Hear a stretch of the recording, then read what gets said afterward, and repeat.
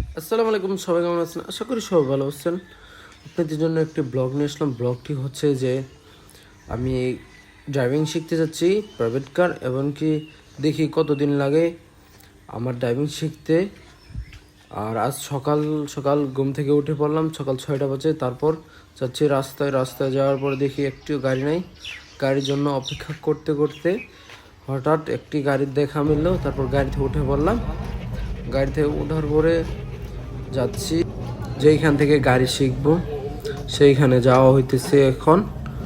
আর আমার একজন লোক ছিল যার মাধ্যমে আমি যে ড্রাইভিংয়ের ওই লোকের সাথে কথা বলবো, তার সাথে আগেই কথা হয়ে গেছে। তাকে কল দিয়ে বলছি ওই লোকের বাসার কাছে আসতো, তারপর আসার পরে তার সাথে কথা হবে।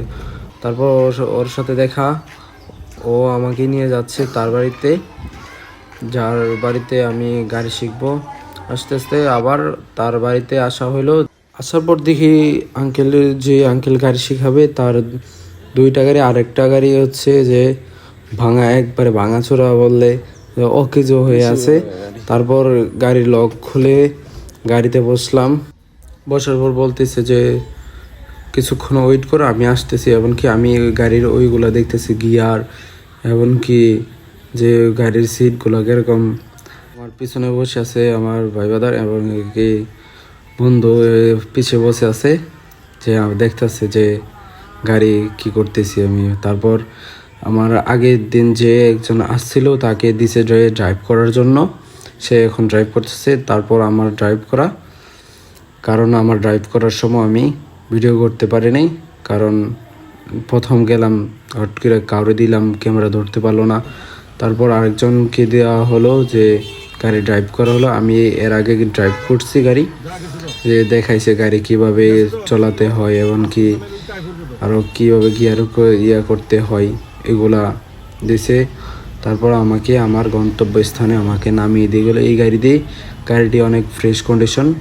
এমনকি আপনারা কেউ যদি প্রাইভেট কার ড্রাইভিং শিখতে চান তাহলে আমার সাথে যোগাযোগ করতে পারেন।